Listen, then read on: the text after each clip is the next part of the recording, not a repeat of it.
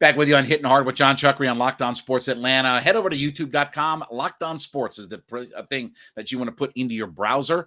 Hit the subscribe button. Leave us a review. Tell us what you think about the show. And then, of course, follow me on my personal Twitter page at JMCH316. Let's expand on the conversation that we just had with Gabe Burns. The Braves right now are in the same position that they were last year record-wise. Their record is the same year over year after 45 games. But it is interesting that the Dodgers, who were a 106-win team, who were on fire pretty much, it seemed like most all of last year, they're 4 games better. Now, when I bring this up to somebody, and I bring this up to some of the nudniks on Twitter and stuff like that about the idea of, well, they're not missing Freddie Freeman because their record's the same. Oh, so we didn't think they were going to be better? You're telling me that the World Series champs that are fledgling along, World Series, see that poster behind me? The World Series champs who are fledgling along, you didn't think they were going to be better with a year's experience and guys coming back? I mean, okay. Even with Ronnie not starting the season, you didn't think they were going to be better? But then you look at the Dodgers and they are 4 games better. Okay, in 40 games, that's 10% of their games that they're better in year over year. They're 30-14 on the year. There are things in sports that you just can't go to a box score and say, oh, well, he hit 2 homers and drove in 5 RBI, and that's why he's doing well for my organization. There are things and intangibles about guys. You think it's coincidence that Brian Snitker made it a point to talk about, I go to Freddie Freeman. Freddie Freeman's my go-to guy in this, that, and the other. You don't think that there's something to what Jeff Francoeur just talked to Jeff Schultz about in The Athletic, about you get this hangover, you come in and you need somebody to kick your ass, and that guy may not be there? Well, Riley can do it in this. Why?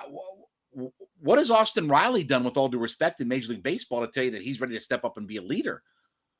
Maybe Dansby, who's been around a little bit longer, but Dansby's looking and saying, I'm going to not be here in 6 months. What am I worried about leading? Well, Ronnie's the leader. He is.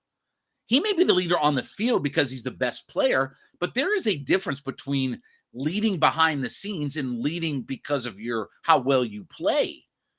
What makes you think that Ronnie, with all due respect, who, and I'm just going to say it like this, he uses an interpreter to do interviews.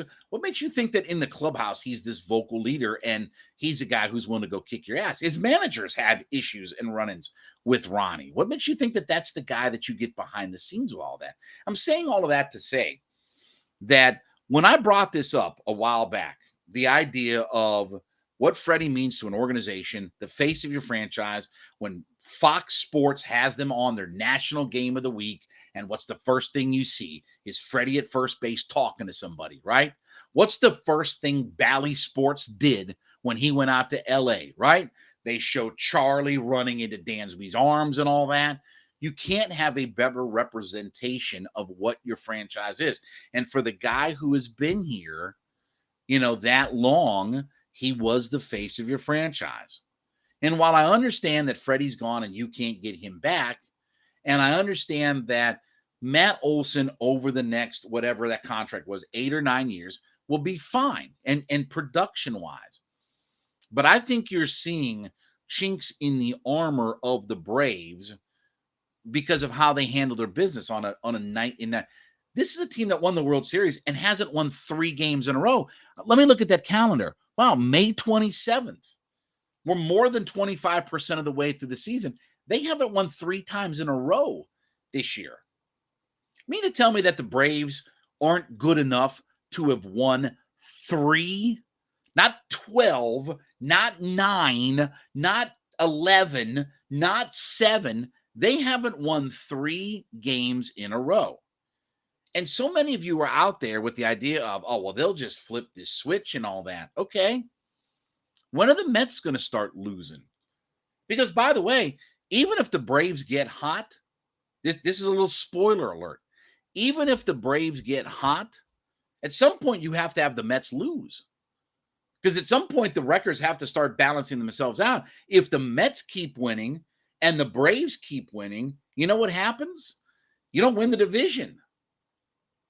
At some point, the Mets have to start. You have to start rooting for the Mets to lose. Now, we don't have to worry about that yet. It's only 7.5 games. But this idea that all of a sudden, look, you signed Marcell Ozuna to this long-term contract.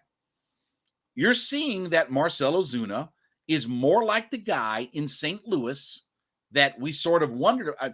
When I brought this up a couple years ago, are we getting Marcell Ozuna from the St. Louis Cardinals, or are we getting Marcell Ozuna from the Marlins in his final year? Well, in 2020, the pandemic, when he said, not me, he said this, that I used that time during the pandemic to get my body conditioned and ready to play and lost weight and this and the other. Okay. He had a monster season in 2020. Since then, though, he signed the extension, was obviously suspended part of last year, but he did play last year. He did play, and he wasn't exactly tearing up the league. You know, in St. Louis, he was a guy that hit a pretty fair amount of homers, didn't drive in a ton of runs, didn't hit for a lot of average or get on base a lot, didn't have a great on-base percentage, but he has good power and he strikes out a bunch. Guess what he is here in Atlanta? He's a guy that doesn't get on base a lot, hit for much average, knock in a whole crap ton of runs, but he does hit the ball out of the ballpark pretty regularly. Okay. That's the same guy the Cardinals got. He's been a little bit healthier here. I'll give him credit for that.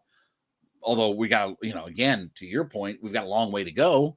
Let's see if he misses 30 games, this year. So far, so good. At least he's played every day. Of course, he can be a DH now. So that greatly reduced, you're not playing out in the field every day. Ask Ronnie what that's like. But what if we have to have Ronnie at DH a lot longer and he has to play out in the field? Now you open him up for more risk. I think that there is a reality of they miss Freddie Freeman behind the scenes some more than people are willing to admit. Doesn't make them strike out more, as Gabe said, than this, that, and the other. But getting guys' minds right day in, day out. The fact that they haven't won 3 games in a row, the fact that the Dodgers are 4 games better than they were a year ago when they were still on a historical pace, I think there is something to that. You may not like it. You may not want to admit it, but I think that there is something to that. All right, we thank you for making Hittin' Hard with Jon Chuckery part of your daily listening. Thanks for making us your first listen. Make your second listen every day, though. On the same network, be A to Z with Mark Zinno. Mark is back talking all things Atlanta sports with the opinions that you may not like, but you got to hear them. So he is free and available on YouTube.com as well. If you put Locked On Sports Atlanta there and subscribe, you can get his shows as well. And he is free and available on all of your favorite podcast platforms, just like this show is as well. A to Z with Mark Zinno daily here as well. We thank you so much. Follow me on my personal Twitter page at JMCH316. This has been Hittin' Hard with Jon Chuckery on Locked On Sports Atlanta.